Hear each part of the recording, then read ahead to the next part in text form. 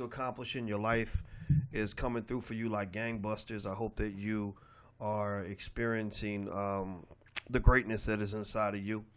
I got up today and literally each day when I wake up, I have no idea what topic is gonna get my attention or that I'll be talking about later on in the day.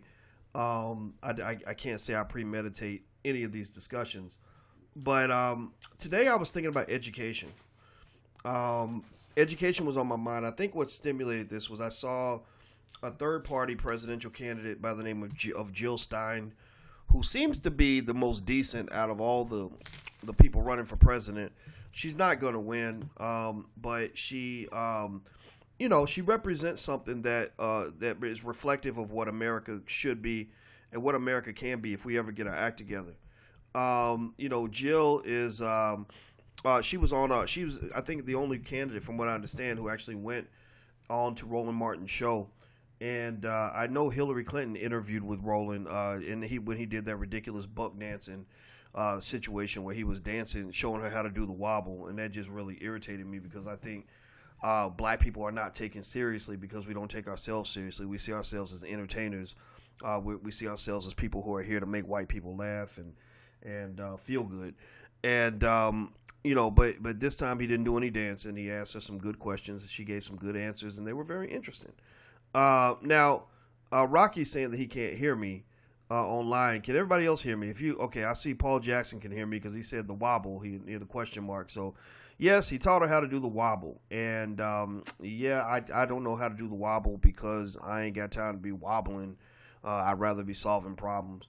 But then again, it's nothing against black people who like to dance. We all like to dance at some point and have some fun. So if you like to have fun, I'm not dissing you. I'm just saying that there's a time for everything. And the thing about it is that white people look to us to be the first ones to want to dance. Even unfortunately with the Obamas, they did more dancing in the White House than any president in American history. Now, some people may say, well, no, that's a reflection of the fact that we have rhythm, we have soul, and white people don't, and we bring soul to the. Yeah, well, I mean, but the thing is, you kind of typecast yourself in certain situations. I don't think that anybody in the Asian community will be happy if every time an Asian man got an opportunity, they made him they said, well, do some laundry or do some kung fu for us so we can learn how to do kung fu and tai chi or whatever. I think the person would probably say, no, I'd rather talk to you about policies for my people.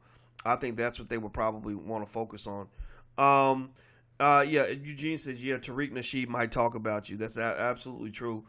Now, before I get into the topic, I want to ask you if you could do me a tiny favor. You know what I'm going to ask. If you could share this to your social media, if you're on Facebook, Twitter, Instagram, whatever, please share this to your social media so that other people can join the conversation. I'll give you 1 second to do that as I grab my stuff here because I had some quick thoughts I wanted to share on this topic, and I want to make sure we hit it right. And the reason I want to hit it right is because I think this is an important conversation. When you talk about the education of black children, education is going to be one of the key agenda items that we're going to hit at the All Black National Convention in Atlanta, Georgia, September 15th through 17th. We have a long list of experts, Dr. Roosevelt Mitchell III, who was Educator of the Year, Dr. Tyrus Selden, who is a literature PhD, but who works deeply in the educational system, writing curriculum. We have also people from different industries like David Banner, the rappers coming through, another hip-hop artist, Killer Mike, a third hip-hop artist, Yurima Karama, but not just hip-hop artists. We also have brilliant scholars. Yvette Carnell is going to be there. Jay Morrison, Mr. Real Estate, is going to be there. The list goes on, and Judge Olu Stevens will be there. So we have a long list of experts from a variety of backgrounds, and the agenda will be all black. That's why the word all black was put in the title. Okay, Miss Murray is asking about a video conference, please. So I think she's asking about the convention. Are we going to have a live stream? Well, I know that we're going to film everything, and we're going to make that available afterward. But also, we're working with a company to live stream it. In case y'all want to know, just the for real, I try to keep it honest. This is our first time really doing anything like this. And so I don't halfway. Sometimes I don't feel like I know what the hell I'm doing, but I just do it anyway. I trust. I have faith that either I'm gonna learn the easy way or the hard way, but I'm gonna learn eventually because I am a fast learner. And I know that we didn't have all the money that we needed to pull everything off the way we wanted to. But I said I don't want corporate sponsors. This is not going to be Black Power brought to you by McDonald's. That don't make no damn sense. Or black leadership brought to you by the Democratic Party. That's not black leadership. That's Democratic leadership with in blackface. That's what that is. So ultimately, everything that we did with this convention, we wanted to do just straight grassroots, straight up, funded by us, for us, etc. And the Black Business School is the primary place where the funding is being raised. So if you want to contribute, we're not going to ask you for a donation. We don't accept donations, but what we will ask you to do is if you want to contribute, go sign up for a course in the Black Business School. You can not just make a support an important cause, but you can learn something for you and your family in the process. In fact, I wish I could show you guys a picture I got from a brother who's one of the many hundreds of thousands of black men across the country and young black people, period, who follows us. He's about 25. And he just had 2 twin daughters, and he says that he's going to apply everything that we're teaching him to his daughters as they grow up. And I said, as your twin daughters come into the world, buy them some shares of stock as their first gift. Buy them a few shares of stock every month until they get to the age of 25 or 30, and then tell them to go in and spend $100 or $200 a month, continuing that process. And I said, by the time your daughters are in their between 30 and 40 years old, they'll be close to being millionaires based on the historic performance of the stock market. So the brother sent me today, he sent me a picture of himself with his 2 baby daughters right here behind him, and he's reading to both of them. And each of them is like maybe a month old, maybe like 3 months, something like that, but very little, still in the little onesies and all that. And they're both like looking like they're really paying attention to daddy reading them this book. And to me, that made me excited because I said I was bragging a little bit on the Instagram. I said, these are the kind of brothers I roll with. These are the types of black men that we bring together. And we're actually launching at the convention, we're launching a national organization for black men called Black Men United. And basically, there's going to be a code of conduct and ethics for black men, almost like Knights of the Round Table, something that focuses on developing cores of strength among black men, because we want to be there for black women in every way imaginable, economically, emotionally, intellectually, spiritually, etc. And we want to just be there for our children and for our communities. And the thing about it is that black men are the one group of people in this country that don't have any true advocates. Most of the black men that you might be taught to look up to, they're cowards. They're bought and paid for Negroes. They're assimilationists. They're watering down their rhetoric so they can fit into a white supremacist society.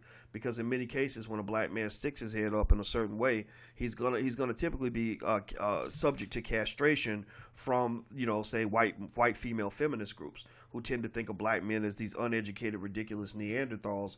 You see what they're kind of doing with the Nate Parker situation. I saw Nate Parker is the filmmaker who's making The Birth of a Nation. Now, I'm not sitting there trying to say I know Nate or that I can vouch for him as a person, because I don't know this brother. But one thing that's interesting is they're talking about him as a rapist, even though he went on trial and was acquitted. And so you can't call somebody a rapist. There was a great article in Washington Post that said, stop calling him a rapist. Like it's almost like white folks kind of decide when they want to bend the rules. They decide if they want to label you in some way that's just not fair, that's just not honest. And that's what happens though when people have power. That gives them a certain type of entitlement, a certain kind of privilege, where they sort of feel like they can make the rules up as they go along. It's almost like when you're a little kid and your parents, you get into a debate with your parents about something, and you start to win the argument.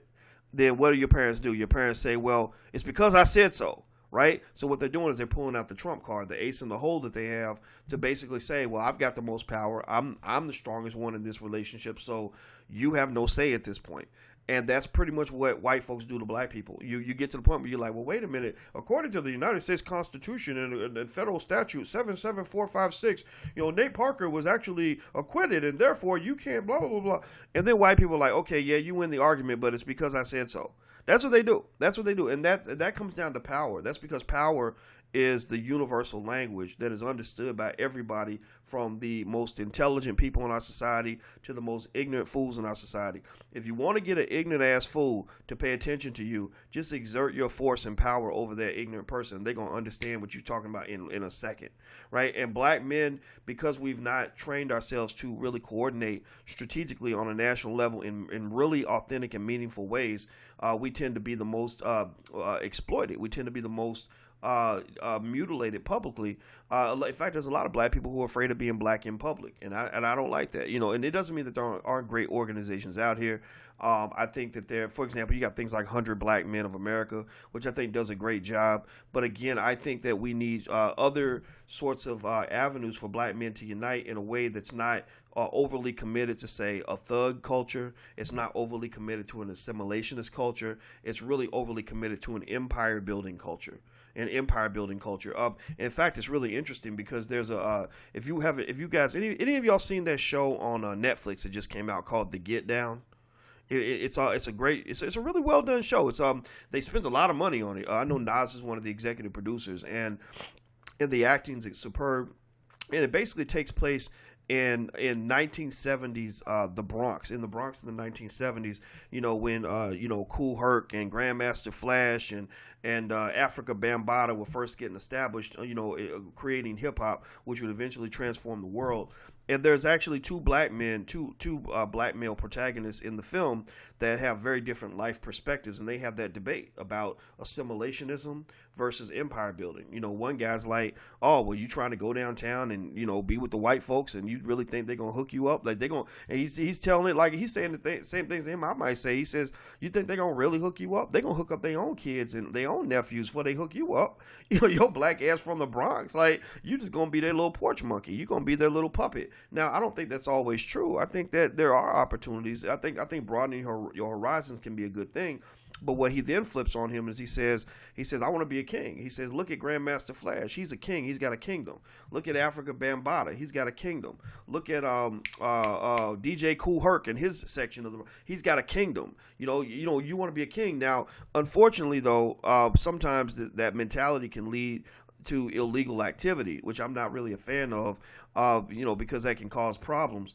But at the same time, I think that empire building, just kind of having that mindset, kind of realizing that you can do a lot on your own by staying right where you are with the people that are around you, that in the community you have everything you need.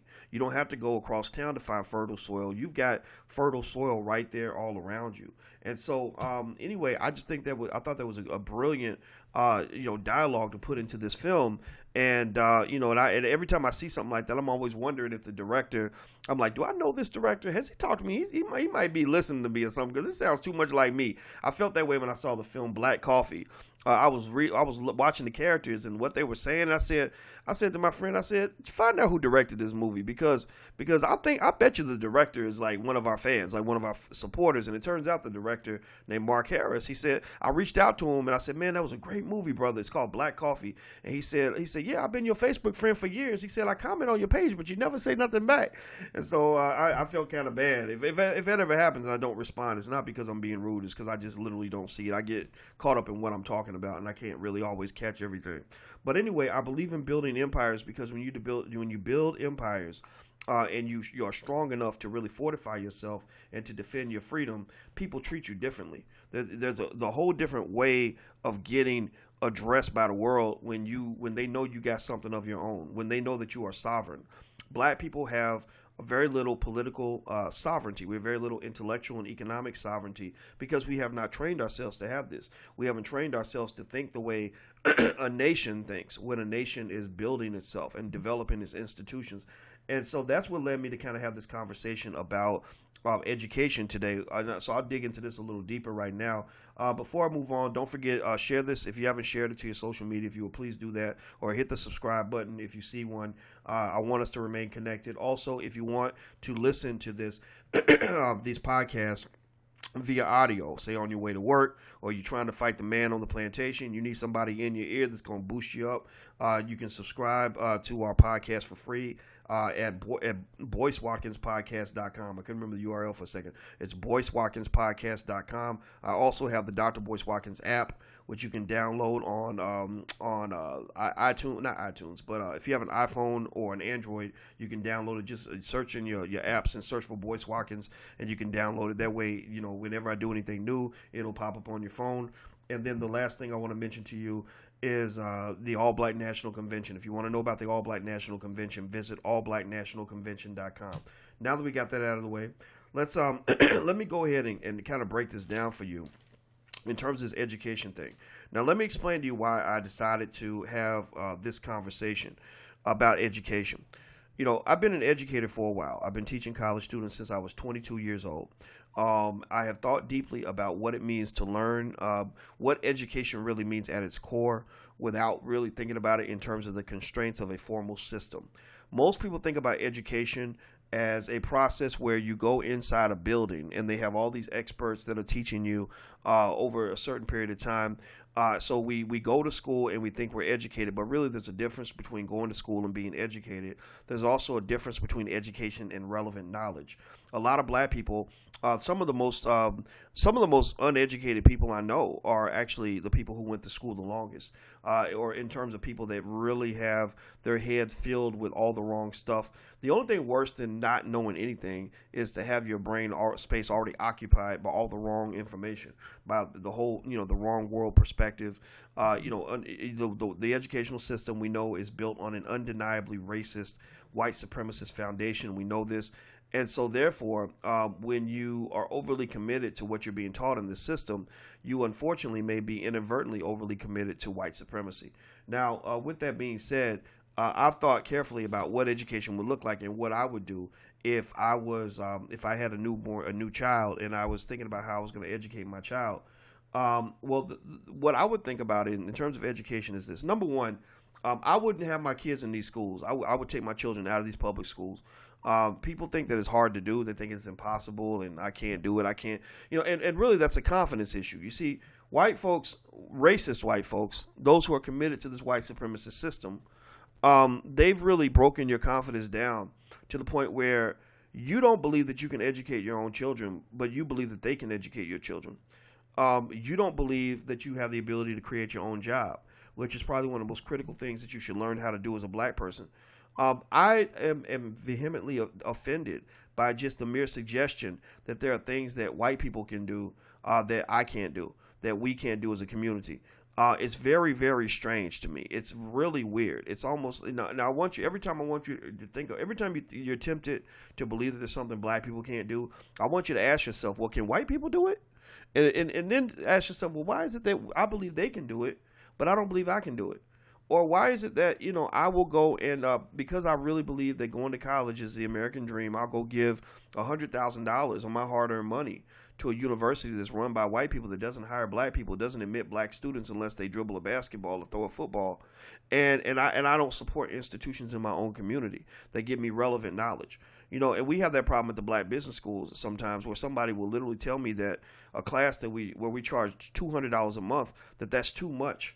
And I think that's really weird because I'm sitting there thinking when I was teaching at Syracuse, people pay $40,000 a year to take our classes.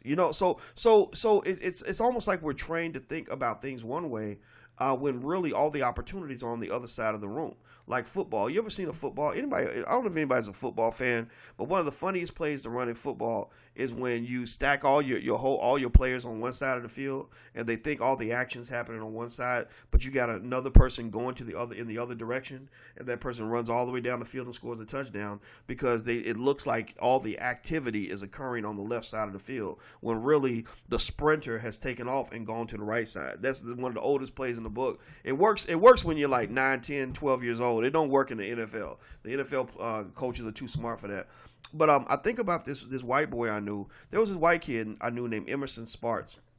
And Emerson Sparks grew up struggling in school like a lot of our kids do.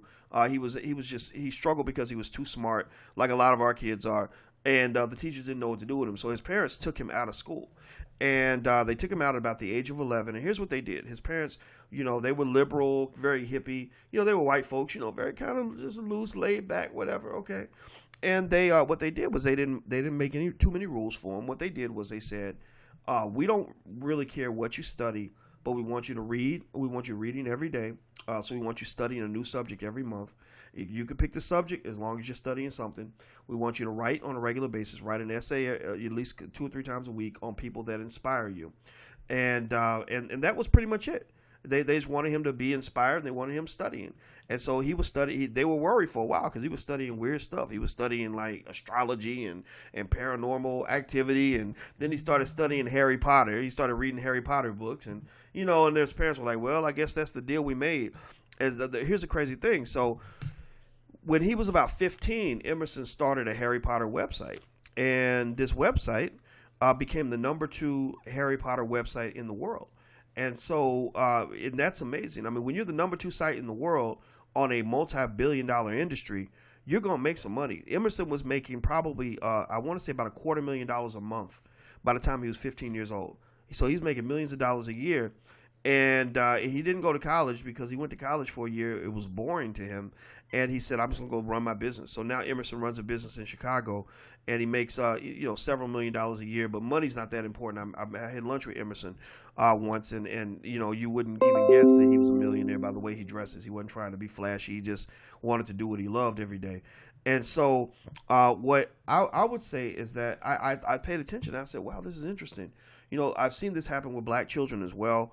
One of the things that's really interesting to me is that when you have the parents that don't feel that they have the ability to educate their own children, I think that you want to reconsider that idea, because there's no greater teacher in a child's life than their mother. Most of what I learned in my life came from my mother and my grandmother. My father was there too, the man who raised me, not the sperm donor. I learned a lot from watching him, but I really learned a lot from my mother, because my mother's the only person I've been talking to since I was born. Since I looked into her eyes right after I came out of her womb, there's been a constant communication, with my mother. And so your mother is the first teacher and the greatest teacher. And so, I think it's very interesting that anybody would, presume that the mother's not capable of educating and understanding her child as well as some white lady from the suburbs at the school. And what I have seen is a lot of black mothers. I'm thinking in particular about Noma Langham with Shally Moses and Lorelia Brown Phillips, 2 women who teach in the Black Business School. And they both reached out to me because they were having trouble with their sons at school. Their sons were being, they would get notes saying that their sons were doing things that were completely out of character. Their sons were getting bad grades. They were getting in trouble. And they just didn't understand. They were confused because they were like, that's not my son. My child doesn't do that type of stuff. So both of them took their children out of the school system, and they both homeschooled their kids, and they couldn't be happier. They did it in conjunction. It was a 2-pronged strategy. They learned how to start a business so they could work from home, and then they spent the time at home educating their kids. Now their kids are happier, better adjusted, better educated. They also get more time with their mothers, which is directly linked to their well-being. And it wasn't as hard as they thought it would be. In fact, Noma Langham actually now teaches a class on how she was able to homeschool her kids and how she was able to find out what the regulations were, make sure the curriculum was what it needed to be.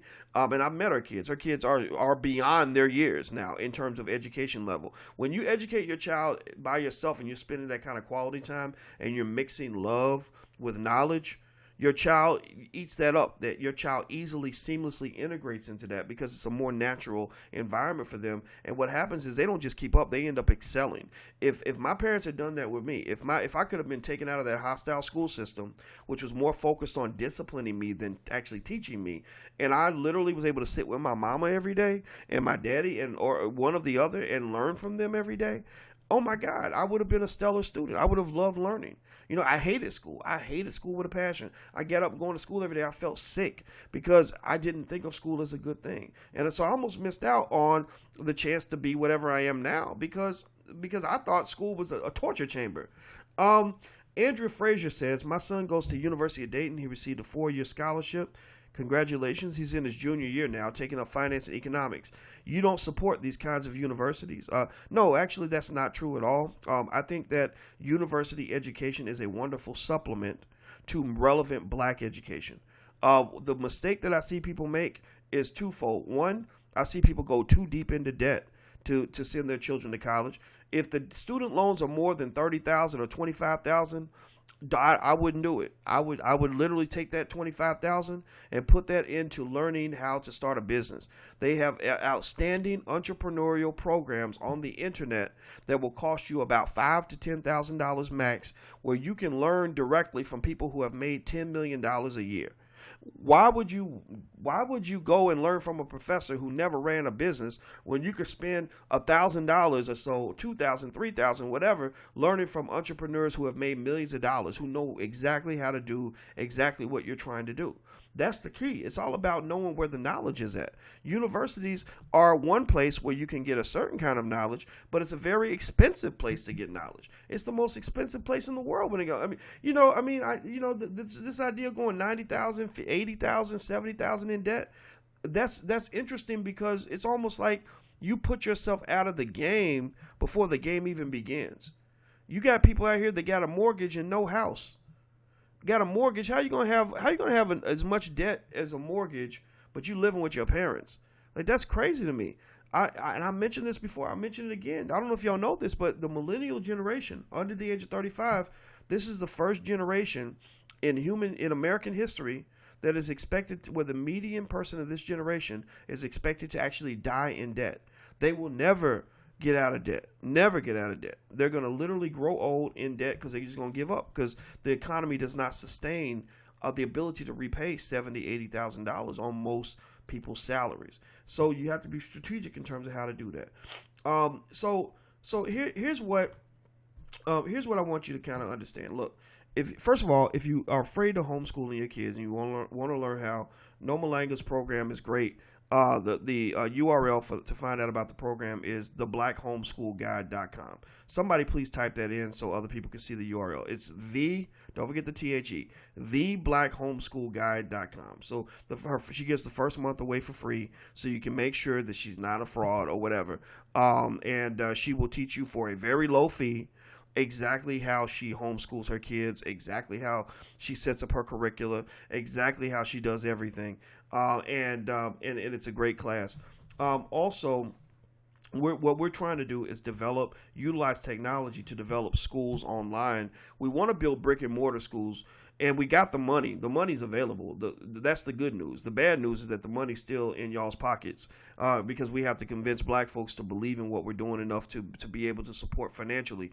But we've got the money. The money's out there. It's just a matter of, I know that whatever Umar Johnson did to get people to give millions of dollars to his school, I'm trying to figure out how that worked, because if y'all give us that kind of money, you'll see us building something. You'll see a physical structure within about 3 to 4 months. It won't be one of these ambiguous situations where you're wondering where the money's at or what's going on. It'll be something that you will see physically occurring within, say, 3 to 6 months. You'll see a panel of educational experts that will serve as the board. You will see a digital manifestation of what we're doing within the first month or two. Dr. Tyra Selden, who's going to be at the All Black National Convention, Dr. Tyra Selden, one of her areas of expertise is developing curricula for black children. And she was giving me a primer on how out west you have parents that are educating their children digitally by basically letting the kids stay at home, and they're learning on their iPads. And it's working. They're getting a superior education by getting on the internet. Somebody says shots fired at Dr. Umar. I'm not firing no shots at Umar. This ain't about firing shots at Umar. This is about telling the damn truth. This is about me saying that if you give somebody over $1 million to build a school, something should happen. There should be a board. There should be reports released. There should be something. It's not me saying, oh, something's wrong with Umar. It's like saying, no. Let's just try it again over here and give us that same degree of trust. And let's see if we can set the bar in a different way. But it's not at all me saying, oh, he's bad or he's a crook. He might build this school. I hope he does. But I will really suggest openly, and this is dangerous territory, because people think I'm all mad at Umar. I ain't mad at Umar. I give Umar tremendous credit on a regular basis for how well he does when he's in films, when he speaks. One of the best orators I've ever seen. A brilliant man. We both go on the Breakfast Club. We both been on the Breakfast Club 2 or 3. I've been on it 3 times. I think he's been on it 2 or 3 times. And he always does better than me on the Breakfast Club, because he's an amazing orator and he knows what he's talking about 99% of the time. But on this school thing, Just like my other heroes, with Muhammad Ali, he's my greatest hero of all time. I critique Ali on his life. I'll say, Ali was a great man, but there are a couple of areas where I think he slipped up. Malcolm X, a great man, a couple of areas where I think he could have did things better. That's what you do as a scholar. You sharpen the sword. You don't sort of say, well, no, man, if I critique you, if I make any kind of constructive criticism, then that means I'm a hater. No, the ultimate hater is somebody who makes you walk around thinking that you're perfect when you're not. The ultimate hater is somebody who sees an area where you could be better and doesn't love you enough to say something about that. And so in fact, I tell people all the time, if I don't care nothing about you, I won't critique you at all. I won't say nothing. You'll sit there and I'll literally sit there and hear you recite the dumbest ideas in the world, and I won't say a word because I'll be either thinking, okay, this person, they're talking so much that they're not listening to nobody, or I don't really care. I don't really want to talk. I have enough people that'll listen to me. I don't need somebody to hear what I'm thinking right now.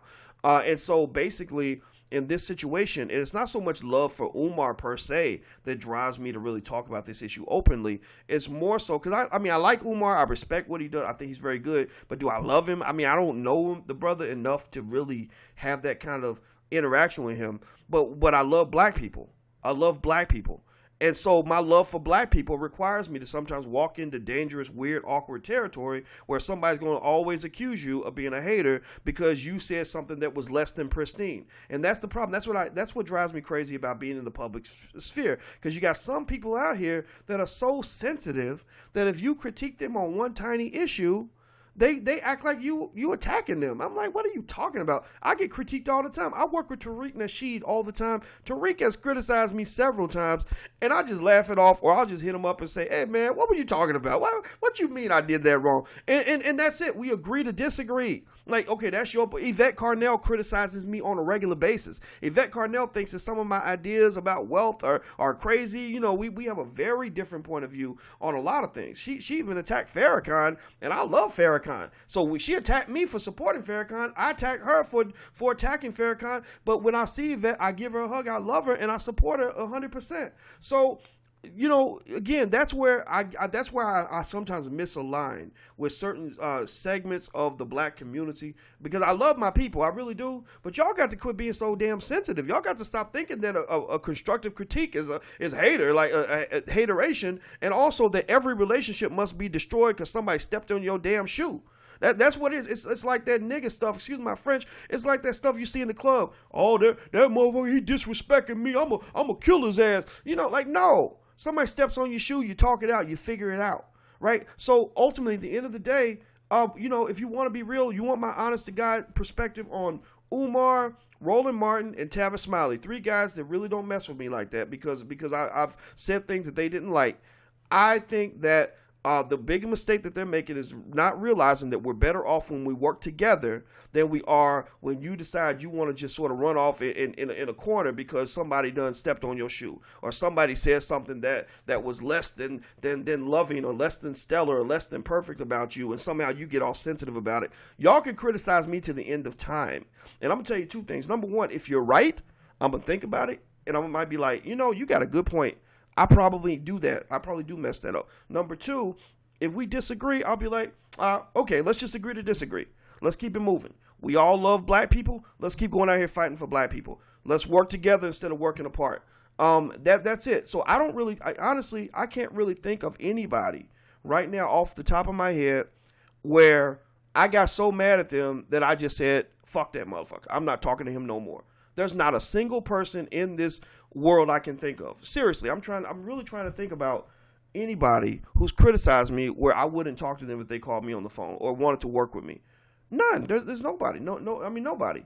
So, but the thing is, I can think of a couple people where, because like speaking mostly about Umar, for example, where Umar has just decided, well, that dude, he said this and this about me, so I'm not going to talk to him ever again. I called that dude like 40 times. I kid you not. I've called him 40 times, texted him about 40 times, never got a response ever, even back before he got mad at me. But, so at the end of the day, don't put that on me. You cannot put that on me. So I'm going to talk freely. Just like I deal with when I confront the white man, I say what needs to be said. So if I'm confronting anybody in the black community on any issue, I'm gonna say what's on my heart. I'm not gonna hold it in. So again, I'm sure somebody's gonna run back to Umar. Oh, Dr. Boyce was talking smack about you, man, and then egos will get involved. And to me, that's what I think is important in terms of our leadership. We need fewer egos in black leadership. It ain't about you, man. It ain't about you and your kingdom and your women or your power or your money or your stature and all this other stuff. It's about the community. I mean, do you understand? Like, if I go outside tomorrow and I get shot down and I'm dead, I don't really have any fear of that or any concern about that because I'm part of a bigger team. Just like if you ever play a sport, you play football, you know that the team winning should be more important than you getting your glory. Although if we have an insecurity or we're not evolved or we have sort of some internal need for attention, we can get to the point where we think that our stature matters more than the success of the collective. And honestly, I'm going to be real with you. I probably felt that way when I was younger. Like when I was 32 or 30, because I had not fully evolved as a man, and I'm still evolving, I'm still learning. I probably would have been a little touchier, maybe a little more ego driven, a little more distracted. I see a lot of people that represent the community, but they're more concerned with maybe making some money or being on TV, etc., than they are about doing what's right. Now, we run a business, so we have to be concerned about making money because I have a bunch of people that work for me, and our expenses are very high. So we have to make enough money to maintain our independence. But at the end of the day, I try my best to pull my ego out of it. I don't always succeed. Sometimes my ego still gets the best of me, and I'll be like, man, he said that about me. Man, screw him. But then what I do is I have a talk with myself, and I say, Boyce, this ain't about you. You need to sit down and shut up. I really have that fight all the time. I think every man has that fight. And to me, it's not about always winning the fight, but it's always about, I think to me, at the very least, you should take on the fight. So anyway, enough of that. I didn't mean to kind of go off into that tangent. I just had to throw that out there because, when I bring up the money thing, I mean, I'm not going to lie. I really wish that we could all, as a community, get behind something that leads to results and put $1 million behind that. Right now, the stuff that we put that kind of money behind, I haven't seen anything. And if there is something, if I'm wrong, it's been like, 2 or 3 years. And so if I'm wrong, tell me that I'm wrong and I'll apologize. But I have not seen anything. And also, I don't think you need $1 million to build one school. I don't believe that. If you know technology and you understand entrepreneurship, $1 million could be the seed to build 50 schools. That could be the beginning process. In fact, if you want to go buy a building, you want to buy $1 million building, you don't even need to raise $1 million. You could raise $200,000 and then go to the bank and get the bank to give you the rest. The key thing, though, is you got to work with other people. You got to bring in, so for example, when I'm thinking about making these property acquisitions, I've been speaking to real estate experts. I spoke to Jay Morrison about it. And Jay and I, we've talked about using maybe equity-based crowdfunding to raise money so that we can then leverage that money. You raise $500,000, you use that to leverage and get $5 million. The $5 million you use, you put that to work, but you also create self-sustaining scenarios so that you don't have to keep going out and begging for more money to maintain what you're doing. You actually have money coming in because you develop an entrepreneurial base for your activism. Most activism dies because you don't have the ability to get your own money. You run out of money, and then you have to go beg white people for money, and then white people don't respect you because you can't maintain yourself. And then also you're always in risk of losing everything you've built because you may not be able to raise the money that you need in order to operate. So what we're thinking about is school models that sort of lean toward making sure that every child in the school knows how to be an expert entrepreneur. I call it an entrepreneurial ninja. Somebody who's really trained on entrepreneurship, somebody who has spent 1,000 hours as a child learning how to be an entrepreneur is never, ever, ever going to have to beg for a job. They're never, ever, ever going to be unemployed because they'll be their own boss. They're probably going to be well off financially. There's a good chance they'll be a millionaire. And that's the core, that's the foundation of the community. So anyway, let me move on. Let's see. Wayne says he doesn't have to address every single dumb comment made in the chat box. He controls his own narrative, not us. I think if you're talking about me, then I agree with you 100%. I try to address the comments. The problem is that you see the comments, and if you're addressing all the comments, you can't necessarily keep the conversation moving forward. Because actually what I wanted to do was sort of give you some basic fundamental tips on what it would mean to educate your child without any help.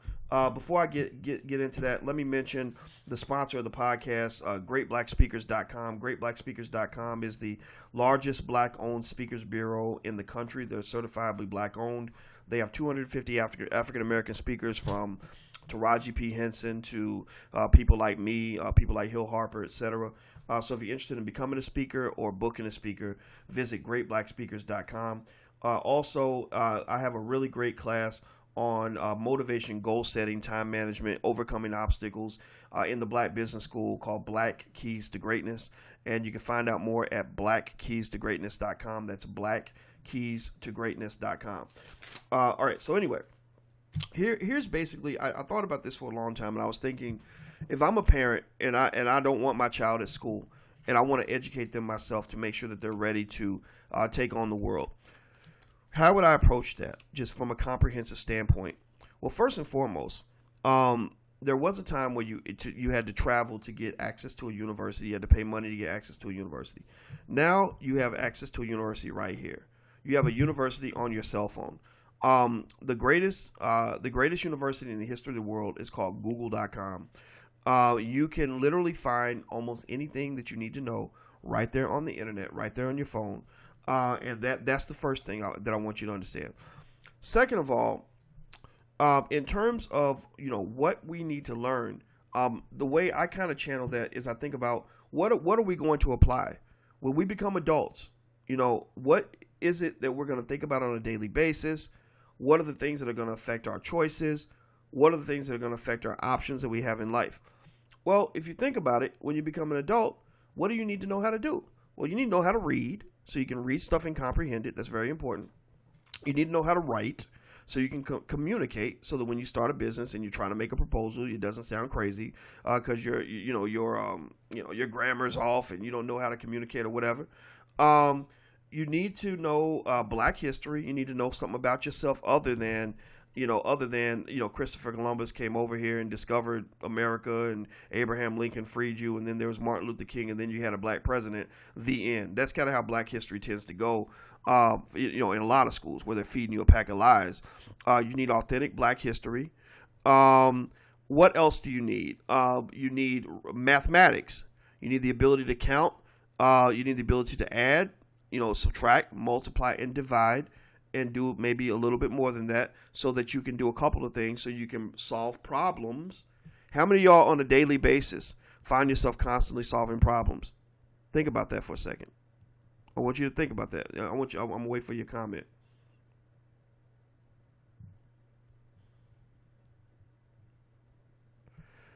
Okay, let me see here. I don't see the comments yet, but I'll talk until they come in, because I think there's a little bit of a lag. But basically, when it comes to educating your own child, when they grow up, they're going to constantly be solving problems.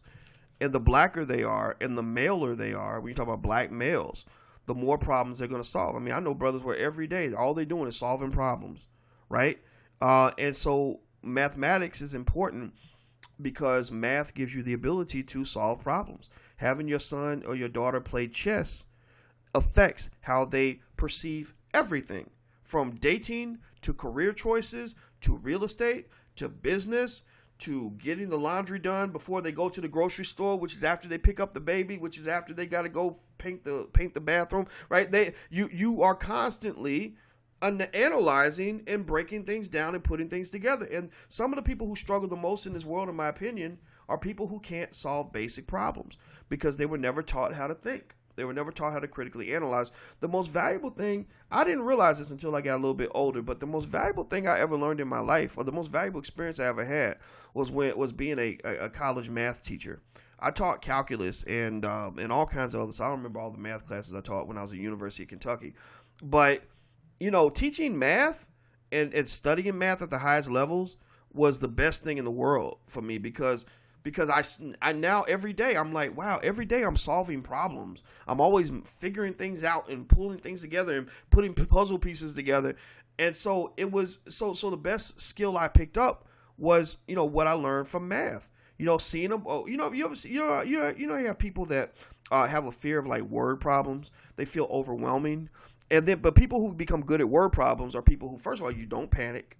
You have confidence that you can solve the problem, and you look at it, you read it, you think it through, and you read it again, and you read it again, and you kind of make a couple of notes, and you write down little pieces that you're trying to put together, and then you solve the problem, right? Life is, I think, the same way. You'll have some chaotic situation happen, and you could just freak out and panic, and that's what a lot of people do. They panic, and they destroy things, they destroy relationships, they put themselves in a worse position because they don't have confidence that they can solve the problem. But to me, what I've found is, every day, somebody will call me on my team, and they'll be like, "Oh my God, Boyce, I got bad news," or "Oh Boyce, oh my God, I'm panicking right now," right? And I learned over time how to solve that problem by saying, "Okay, let's calm down, let's see what we're dealing with, let's figure this out, and let's get this done." And here's another little secret thing. This is for your sons. A black woman, in my opinion, doesn't want to be with a man who can't solve problems, because the family's always going to have problems. You're going to have times when the baby's sick and you ain't got enough money in the household to take the baby to the doctor, and the man's got to figure out how to get that money.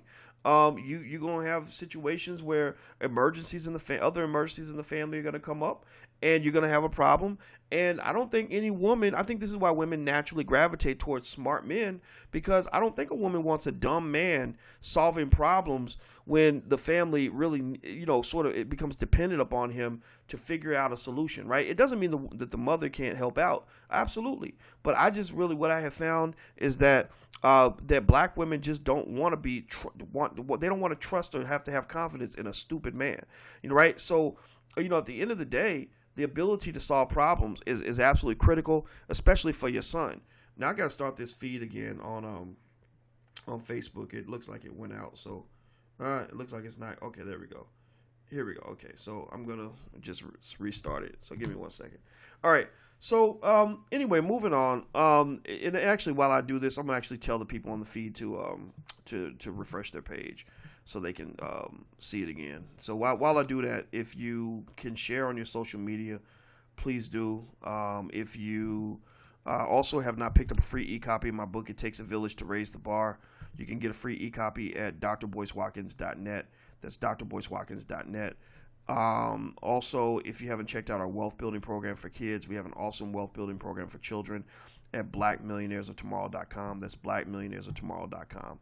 So let me see here. Refresh the page to see the feed above. Okay.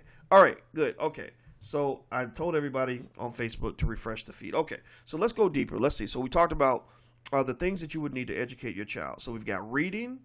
The reading part, to me, is not that hard. I think if you just have your child reading something every day, they're going to be better at reading. Obviously, in the beginning, somebody has to teach them the ABCs and teach them the words and things like that. And they have software you can buy. They have online programs. They have things on YouTube, entire YouTube channels dedicated to teaching children how to read.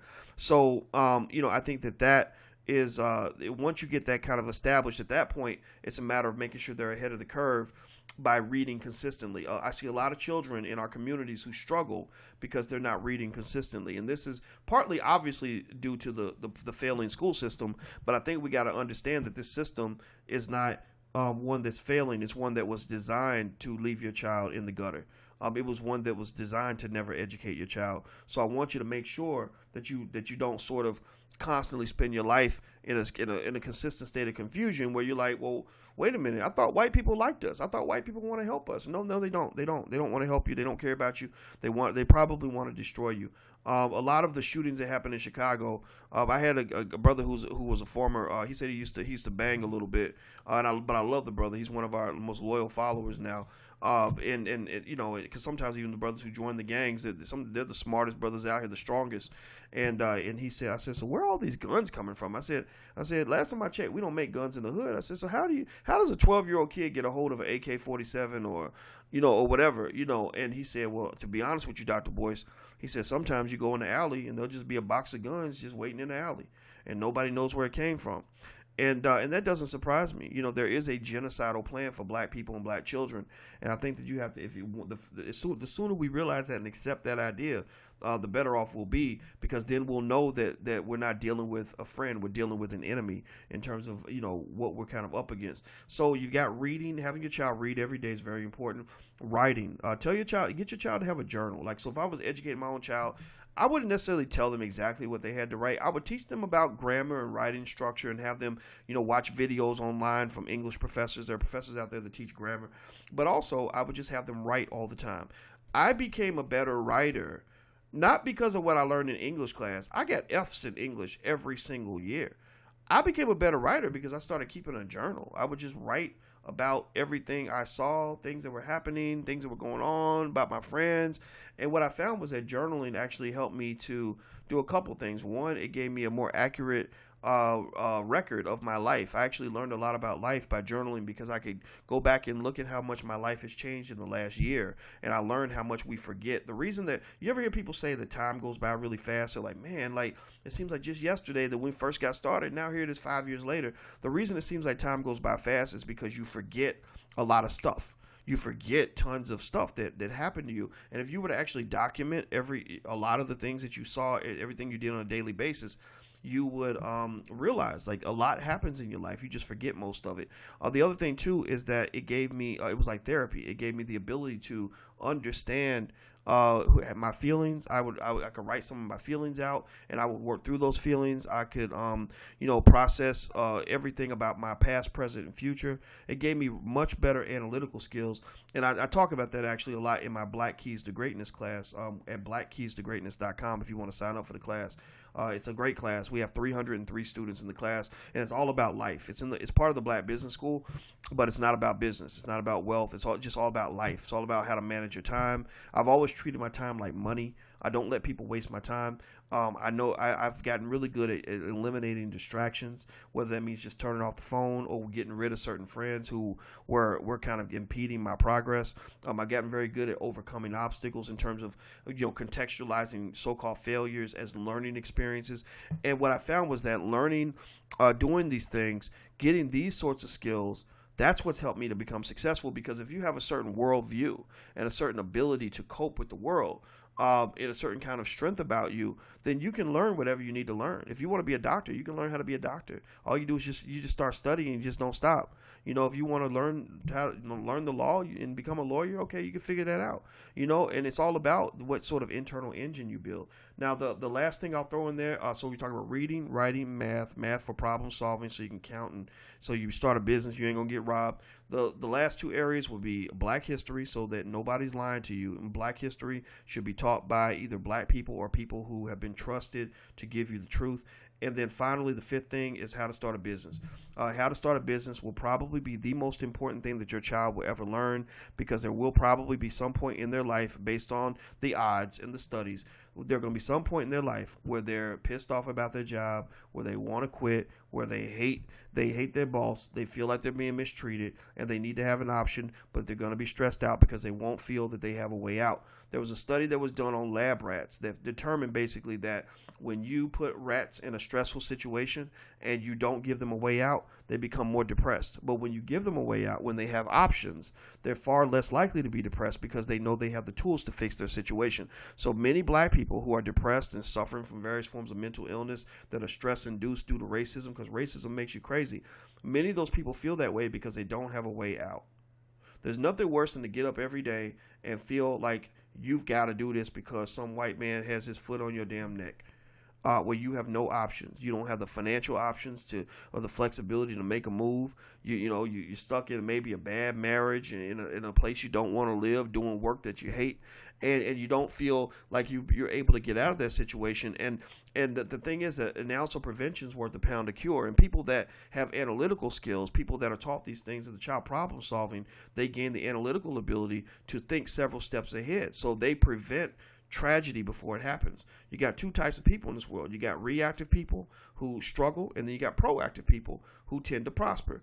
Reactive means you're reacting to whatever has just happened to you because you didn't prepare. Proactive means you're reacting to the possibility of all the bad things that can happen if you don't prepare. The difference is that when you're proactive, you're moving in what we call an ex ante versus ex post framework. Ex ante basically means before the fact. You're moving before it all happens. You've seen it all in your brain, and how it can all go bad. So you do a couple little things to kind of protect yourself.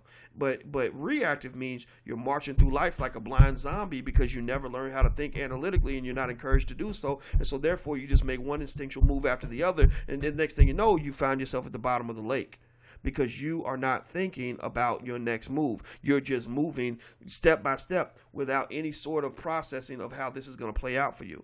This starts in childhood. I believe every black parent has the ability to give that to their kids. You've got experts online just like me who can teach your child everything a college professor can teach them. I'm online all the time. I've got tons of classes. We got tons of content, some of which has a small fee, some of which is totally free, everything in between.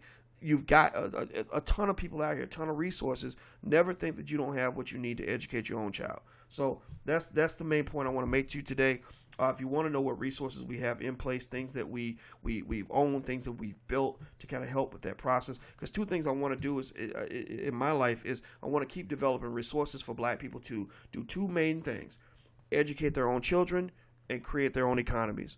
If we do those two things, if we conquer that in this generation, this is a long-term play, not short-term. If we conquer those two things in this generation, then 100 years from today, black people will not struggle with the same problems that we have right now. Children today, think about this. There are things you can read that were written in 1908, or things that were written by Marcus Garvey about the state of black America that he could have wrote in 2016. Why? Well, because the problem was never addressed. The problem was never fixed. The model never shifted. I want a child in 2116 to read some of the things I write about today, or any of us write about, and I want them to not even be able to relate to it.